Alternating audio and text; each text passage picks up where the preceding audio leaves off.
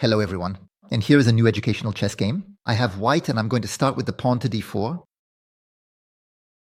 My opponent plays knight to f6. I play the pawn to c4 to prevent the d5 push, and I'm getting ready to continue with knight to c3. Then the e4 push, and thus have a strong pawn center. So knight to c3. My opponent plays bishop g7. So that's what he plays against me. This is the Indian defense, which involves two castle quickly with black, and often counterattacking in the center with the d6 and e5 pushes. Sometimes even c5. So I play e4. Now normally he'll play d6 to try to slow down the e5 push. There you go, that's what happens. I'm going to play bishop e2, then knight f3, and kingside castling. I'm also going to finish developing my kingside, but he's going to start counterattacking in the center, you'll see. Kingside castling is now knight f3. And there you go, he counterattacks in the center with the e5 push. So you might think I could win a pawn by playing pawn takes, even by exchanging the queens and winning the pawn on e5. But in reality, there's a counterattack for black. They could play knight takes e4. Even if I take their knight, that opens up the bishop, which will take mine and thus recover the pawn, since I would have won e5, but I would have lost the pawn on e4. So in these squares, it's better not to react and just kingside castling. I could play d5, but we often wait for the knight to come to c6 before playing d5. So for now, I keep the tension in the center, which is in my favor.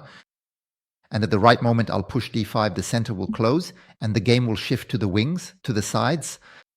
And where should I play? Well, on the queen side, where I'll have the most space advantage. And you'll see it. By the way, he plays knight to c6, so I push d5. He'll normally go to e7, that's the usual move. And now my play should focus on pushing c5. So you can play b4 immediately, that's an option to push c5, but there are other plans. One of them is to play knight e1. The knight can sometimes come back to d3 to support the c5 push. And why? Knight e1, let me explain. He's going to look for the f5 break, so he'll move his knight. When I play knight e1, I free up my bishop, which controls the h5 square. So his knight can't move forward. He'll have to start retreating before he can play f5. And moving my knight will allow me, when he plays f5, to play f3 and solidify my pawn structure. So I play knight e1. I'm still thinking about being able to play the c5 push, but also about solidifying my pawn on 4 when f5 comes. So to support this push, c5, what move do I have? Placing my bishop on e3. The b4 push.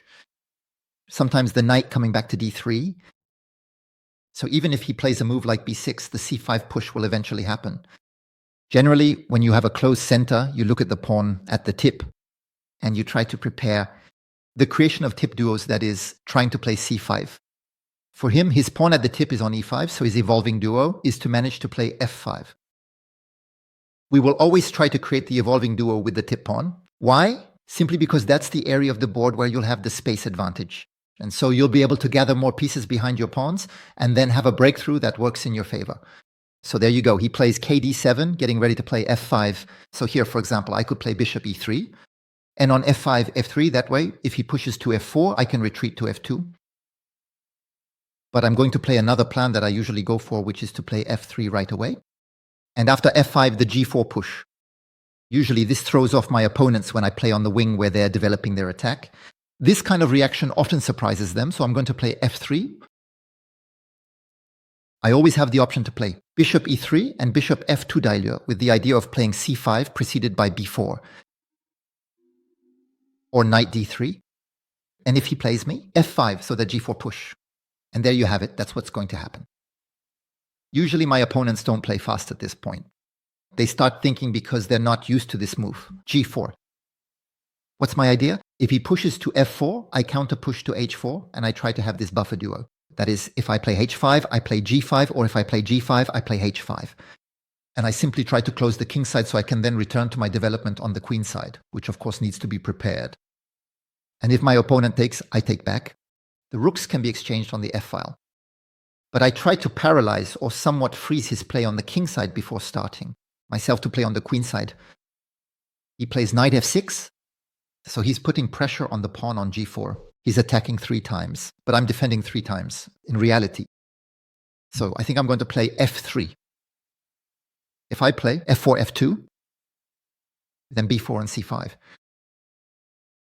So I'm not going to play g5 right away. I don't want to give him the square h5. On the other hand, if he plays h5 himself, then I play g5. I chase the knight and then h4. For now, the position is holding. Is the pressure on e4 or the pressure on g4? I'm holding on with my pieces. I'm not afraid to push to f4 because I can fall back to f2.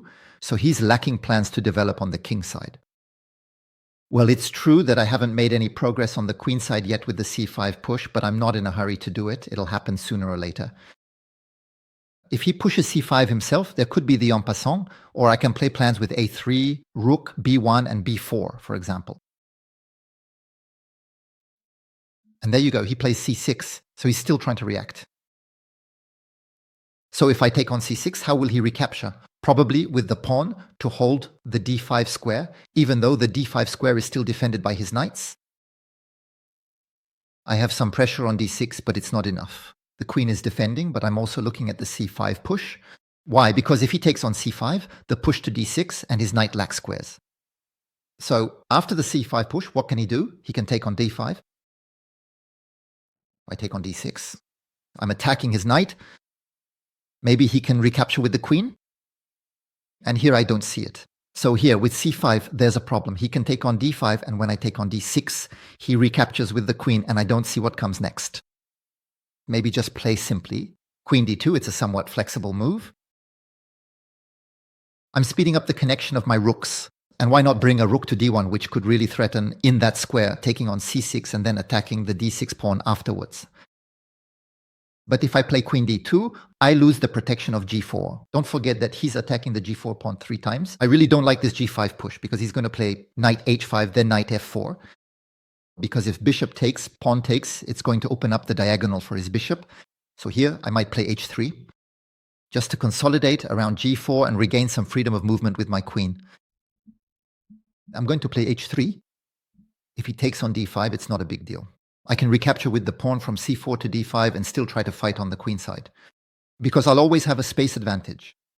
The pawn on d5 controlling interesting squares. So how could the battle unfold? For example, if he takes on d5, I recapture. I could have rook to c1, knight to b5. The knight puts pressure on d6. The knight threatens to infiltrate on c7 thanks to the rook. The knight attacks with the bishop, the pawn on a7. That still creates pressure. So he takes on d5. I recapture with the pawn from c4 to d5, and that also opens up the diagonal for my bishop. I have my pair of bishops aiming toward the queen side. So for now, there is no concrete gain. But this freedom of movement and pressure will constantly weigh on his position nonetheless. He plays bishop to d7. Trading light-squared bishops favors me, as that's his best piece. With his pawns on dark squares, the g7 bishop is inactive, while the d7 bishop controls light squares, complementing his pawns. b5 would be a good move for me. The problem is he can exchange. And then I have a problem with the pawn on 4. Take, and the knight recaptures. He might try to play queen a5, by the way. In any square, he's going to play queen a5, rook c8. Those are the moves he's going to play. So I can play rook c1, I can't play queen a4. With his bishop there, I can play queen b3, attacking b7. But should I? If I take on b7, he has counterplay with rook b8. He could even look for moves like rook c8, because if I take the pawn on a7, he can play b6 to try to trap my bishop. Where are his structural weaknesses? For him, for now, it's the pawn on d6. It's not easy for me to go attack it. As I said, the knight on c3 can't move away from defending the pawn on d4. So I can play ideas like queen b3 and queen a3 to put pressure on d6. Force them to find defensive moves, like king 8 or moving the bishop to defend. My knight is badly placed right now because even if it comes back to d3, it doesn't do anything. kc2, k3, then kc4 to go attack d6. It's a bit slow, but it could be interesting. But above all, the knight in c4 will not be enough. Under pressure on d6, he will be able to defend. Well, listen, for now, I don't know. I think I'll just play it safe. Queen b3. Put a little pressure on b7 and have that ability to play. Queen a3. I would like to encourage him to play a move like a6 or b6 to create weak squares. Squares where my pieces could actually infiltrate. On b6, for example, I could have an infiltration of the bishop from the white square to a 6. On a 6, it's the b6 square that interests me, with ideas like knight a4 or knight b6. But we said that the knight had to defend the d4 pawn, but maybe it could be the other knight if I manage to maneuver. But he plays f4, so that interests me because he releases the pressure on the pawn on d4. That's important. So I play bishop f2. And since he releases the pressure on the pawn on d4, the knight regains some freedom of movement. That means now I can play moves like bishop b5, which would offer him the exchange of his bishop on the light square. If he takes, I can recapture with the queen, but also with the knight. The knight would even allow me to attack d6, by the way, and the pawn on a 7 twice with the bishop. He plays b6, and here it's interesting because he just released the pressure on e4 and gave me some squares. So I don't even know if I'm going to go into a 6 or b5. So then I have plenty of interesting moves. Whereas I thought the position was closed, now I have lots of interesting moves with the bishop. b5, bishop a6, knight b5, or even just wait a bit and keep developing. The other knight can come in now. Knight c2, knight b4, knight a6, knight c6. That could be interesting too. So if I play bishop b5, he'll go bishop takes, knight takes, I attack d6, but the queen defends and he'll chase me away with a6. And what he wants is to exchange his light squared bishop and get king lady, delta 7, knight charlie 5. Maybe start with queen a3, by the way, to attack the d6 pawn. Yes, I'll start with queen a3. I'm putting a bit of pressure on the backward d6 pawn. I'll see how he defends. If he puts the queen on c7, a rook on c1, at some point that's going to bother him, even if my rook isn't protected. As soon as the knight moves, it will be protected and facing his queen. So queen c7 is not necessarily an idea. Queen b8. Still, he gets himself stuck, so in my opinion, he's going to pull back the bishop so the black queen can protect the d6 pawn. Knight e8 protects d6. Good news, that maneuver is now blocked. Knight d7, knight c5. But while the c5 square, I could contest it ever since I played. Queen a3, that was also to free up the b4 pawn. I'm going to put a rook on the c file. Why not? And you see, I still have the idea of playing moves like bishop b5, bishop a6, or kd b5, but I'm trying to improve the position as much as possible. I'd be even happier to play those moves with control of the c file. And for him, it's hard to play rook c8 because he loses the pawn on a7, or because there could be moves like bishop a6, which attacks his rook. Well, it's true, he could still bring his rook to c7. But already, on rook c8, I take the pawn on a7, attacking the pawn on b6 twice. So he played g5. I hadn't even noticed that he played. So I'll quickly go to a6. With bishop a6, you can also have bishops b7 and then take the pawn on a7 afterwards. But what does he want to do? Maybe he'll want to play h5. If my bishop isn't there anymore, with captures and recaptures, I have to watch out for the sacrifice sometimes. But for now, I don't feel like it works. All right, I'm coming to a 6. After that, I need to move the knight, connect the rooks, and improve this knight on e1. So here, I'm also threatening. Bishop b7, rook b8, queen takes a7, and the pawn on b6 is attacked. But be careful, because he can play queen c7 to attack my bishop twice, which is pinned, because my queen on a7 is not protected. So it doesn't seem to work after all. My knight would need to move so that the rook controls this square c7. He plays queen b8. He wants to give the square c7 to his knight. I think that's it. And he's going to prevent it. Bishop b7 from coming in. So knight b5. All right, I'm going to go into b5. If he takes with the bishop, I can recapture with the bishop. And my light squared bishop will infiltrate. It already has the interesting square c6. So now I'm putting maximum pressure on his queenside, but he's defending. I'm attacking d6 twice. He's defending it twice. I'm attacking. a7, he's defending. The bishop has infiltrated. It's controlling the square c8. The rook is controlling the file. The bishop on the dark square, it's hard to be better placed. Maybe it should still be on b4. Move the knight and play bishop 1, bishop b4 to keep up the pressure on the d6 pawn. But he can still defend with moves like rook f6. And the knight, I need to improve it. So how am I going to improve it? Maybe knight d3, knight b4, knight c6, and if he takes, the pawn recaptures, which gives me a passed pawn with this threat. c7, by the way. That's what I need to play. Knight d3, my rooks are connected, and I'm going to look for infiltration on the weak square c6. A weak square is a square that is no longer defended by a pawn, a hole in the opponent's position. I'm aware of the trade, but I can recapture with the pawn, creating a protected passed pawn. Now he plays rook f6. So knight d3. My rooks are connected. The knight that was not playing is threatening to get to c6. Here, I'm threatening to have the ideal position for my pieces. He plays h6, he's consolidating, he can see he's completely tied up, so for now he's just waiting. But knight b4. I could also double my rooks on the c-file. And you can see how the king side is petrified, this complete blockade on the king side, while on the queen side I was able to infiltrate. It's true that the queen side is also blocked, but I'm the one blocking it, and I'm blocking it with my pieces. I'm infiltrating his position while he can't manage to infiltrate. And he plays h5, by the way.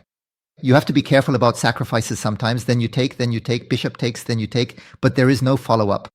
If the queen were on c8, maybe he could recapture with check. That would become interesting. But anyway, the queen on c8, it's impossible for her to be there. So here, I'm looking. Knight c6. I'm attacking his queen. He's going to take maybe with the bishop, then we recapture, and I have this passed pawn. I'm also hesitating to play rook d1 first, because in square of knight c6, if he takes, I recapture, and the rook is already well placed on the file. All right, let's go. We play knight c6. Here, it's difficult to infiltrate further into the position. And I'm still playing against the bishop on the dark square, which has been blocked for a while now. By the way, it's very hard to see how it could get free. Practically all the pawns are fixed on dark squares. There's just this contact on a light square, but it's not dangerous. So now he has to react. He has to take.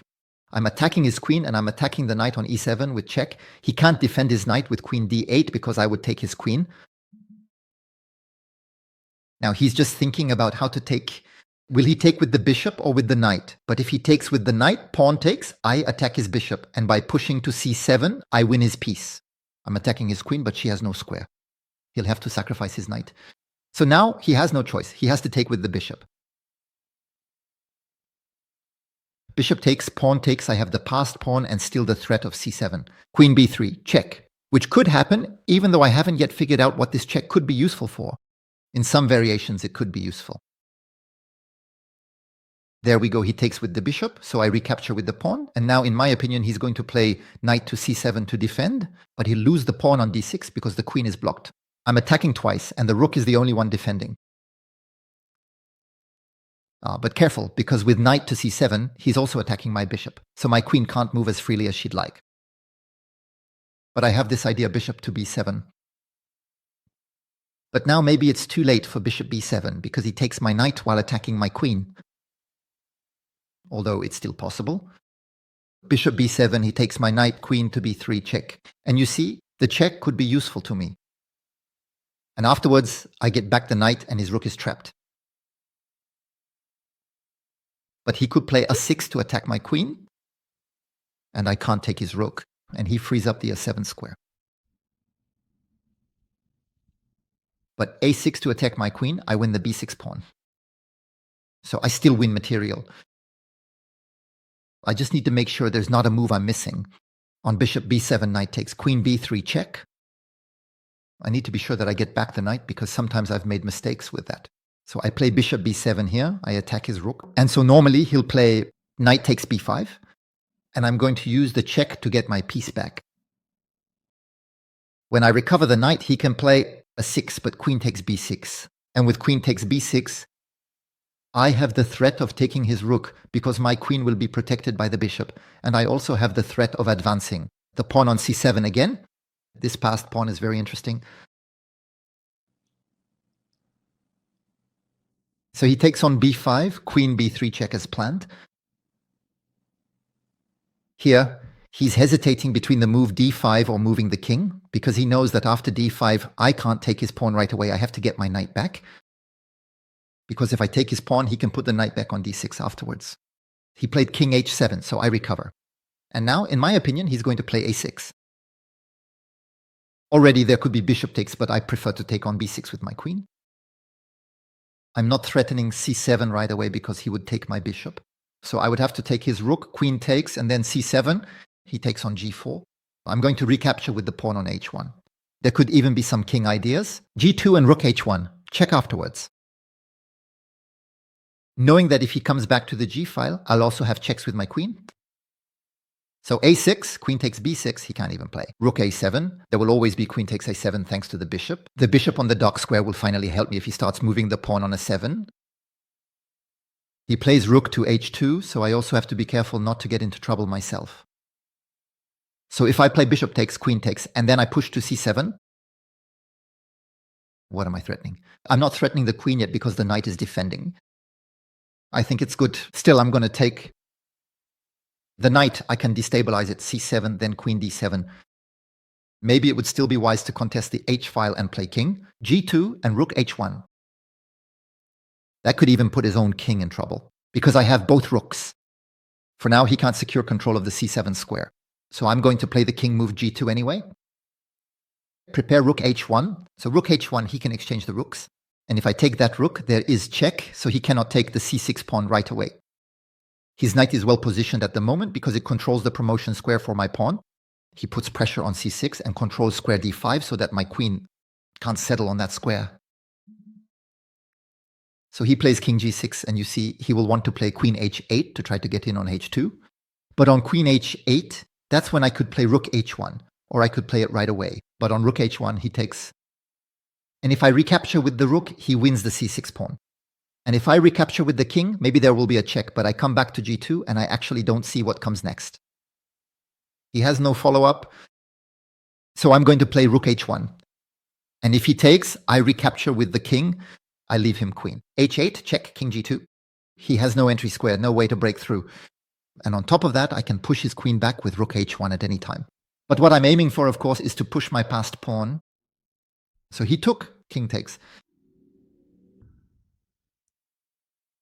He plays queen h8 check, so king g2 as expected. Now I'm even looking at c7 and c8. If knight takes queen d7, I attack his knight twice and threaten to break through. He plays king f6. Here he wants to give his knight the d6 square to come and play h4 check. But he's going to have to deal with the pawn. All right, I am going to slowly push the pawn forward to the c7 square. Now, if his knight decides to move out of the way, there is going to be an immediate queen promotion right there. So he can come back to c8, blocked. I still need to find a way to break through. What won't you do to win a chess game? It's still not going to be easy. But I was telling you that I was interested in this pawn push. Because if knight takes, queen d7, the knight comes back, and I could take the pawn d6 with check, attacking his king. But he plays knight c8, and so I'm interested in queen d7. For the f5 square in particular, for playing chess, so the move is queen to d7. The knight's pinned, then queen f5 check. Now forcing king e7 and queen takes g5. Check. Maybe that's not so bad already. Otherwise, we have to look at it. Rook to c6, then rook takes pawn, check. Knight takes, queen takes, check, king moves. For example, to f7, queen d7, check, and then I play the queen to c8. Maybe that's even better, actually.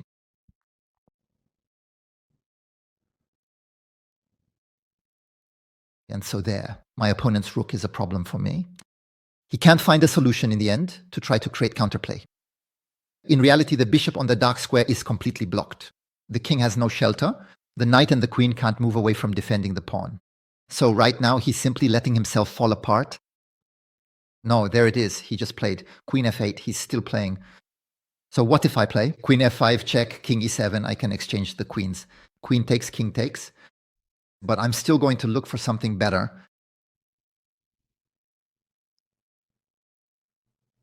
So with queen f8, if I play rook c6, now he's also protecting the pawn twice. He found a way. But I have queen, f5, check, king e7, queen takes g7, check. And he comes to d7, and I don't see it. And now it's me who's under a minute.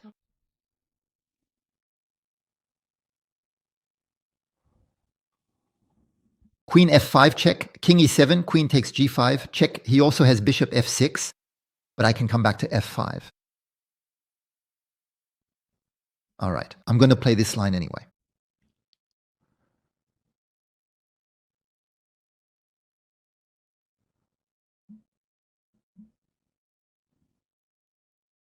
There you go. He's playing bishop f6. And there, queen f5, I like it because I keep an eye on the knight. And I have queen h7. Check, that could happen.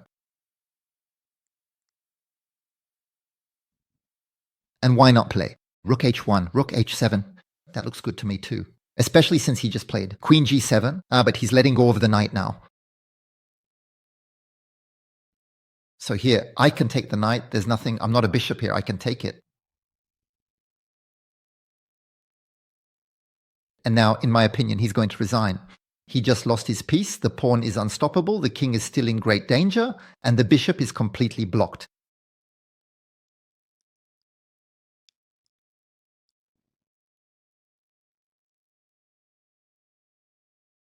I'm looking at the game summary. I have 96% accuracy compared to 81% for my opponent.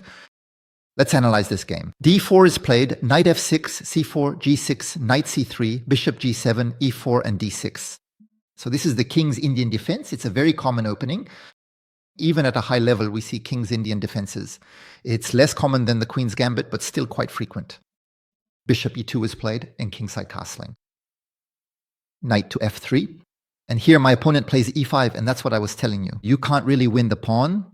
Even if I exchange the queens, after knight takes e5, there's the counterattack. Knight takes e4. And if I take his knight, he takes mine. And in the end, he isn't down any pawns. He even has a bishop that's well placed on the diagonal and a rook that's well positioned on the file. And if I try to get clever with knight, takes f7 to attack his rook, thinking that afterwards I'll take his knight on e4, it will go very badly because he can take my knight on c3 on check and take the knight on f7. And now he even has an extra piece. So we understand that after the push to d5, we can't touch the pawn, but that, of course, I knew that. So I do kingside castling. He plays knight c6. Now the center closes, and when the center closes, you spot the advanced pawn. You have to try to create the advanced duo, the two pawns, side by side. So I play knight to e1. Now you might ask how that's going to help me to play c5. The knight can sometimes come to d3 to help play c5, but it's also a defensive move because he's looking to play f5. And so I don't want there to be knight h5. And here I could take his knight. Why don't I want there to be knight h5? Because then you have to deal with the arrival of the knight on f4. If I take, pawn takes, and the bishop's diagonal is opened up. So that means his knight moves back to free up the f-pawn. And now I play f3. That's the other advantage of having moved the knight. And when he plays f5, the pawn on f3 helps me to play g4. And I'm just waiting for one thing. It's for the position to freeze, to get blocked, to become depleted on the king side before continuing the play on the queen side. He puts his knight back on f6, increasing the pressure on the pawn on g4. I played bishop e3. He plays c6. He is now putting pressure on the d5 pawn. I'm playing h3 to consolidate my position. He takes d5. I recapture from the pawn c to free the diagonal of the bishop on the white square. We will see in the game that the white square bishop will also infiltrate the queen side. Bishop d7 and played. Queen b3. And there he plays f4. That's an inaccuracy. It might even be a mistake because in the end, he's blocking the position. As long as he had the pawn on f5, he was putting on pressure. Even if I defended, it forced me to defend. Precisely. We were talking about the fact that my knight could not move as it wanted because it had to protect the pawn on e4, which was then attacked twice by the pawn and the knight. Whereas now, I move the bishop back to f2 and I no longer have any pressure on e4 or on g4. So my hands are free to go fight on the queen side. And now he plays b6. So he weakens the white square at 6. So I started with queen a3 to attack the d6 pawn, the backward pawn. He plays knight e8 to defend, and I put the rook on the file. And then he played g5. So he still has this lever, h5. I go in on a 6. He plays queen b8. I play knight b5. I come to control the square c7 twice so that so that he can't play king c7. That was also his idea with queen b8. It was to be able to redeploy the knight and attack the bishop. But now, with kb5, not only do I control c7, but I also have strong pressure on d6. It's interesting how I exploit the white squares, and I also put pressure on the black squares. He plays rook f6 to defend. The knight redeploys with the idea of going to exploit the c6 square. In square of an exchange, take back with the pawn to create a passed pawn. He plays h6, kb4. h5. So here, he doesn't really know what to play, actually. He's just waiting. But in reality, the computer gave such an advantage to white that there was really no possible response. For black, it's already too late. It's actually quite amusing because all the pieces are still on the board. There was just the exchange of a pawn, and already the position is completely tied up. For him, it's completely compromised. So I go back to c6, and there he exchanges. Bishop takes, pawn takes, knight to c7. So I play bishop to b7, and at that point I was happy, because after knight to b5, I can check on b3 and win back the knight. If I play a6, I can take the pawn on b6. He takes on g4, I take back, he puts the rook on the file. I take his rook, he takes back, king to g2 to be able to contest the file with rook to h1. King to g6, he's trying to bring the queen to h8, but I play rook to h1. Rook takes, king takes, he comes to check, but he lacks penetration squares on the h file, while the passed pawn is still a threat for him. He plays king to f6. The pawn advances, the knight comes to block, the queen enters. And here I wanted to play rook, c6, to take the pawn with check, knight takes, queen takes with check, force him to come to f7, check again on d7 to ensure the promotion of the pawn. But he played queen f8, so he comes to defend the pawn on d6. Queen f5 check, king e7. Queen takes g5 check, bishop f6, queen f5. And at that point, I had the idea of playing rook h1 and rook h7. That seemed very strong to me too. But he will play queen g7. So I still have this idea, rook h1, rook h7 again, because that would pin it. But he just offered me the knight. So I take the knight and now he resigns. He has no way to defend himself anymore. Well, I hope the game was instructive or entertaining. And we'll see each other soon for new videos. But don't forget to leave me likes, comments, share the video, and support the channel. Goodbye, everyone.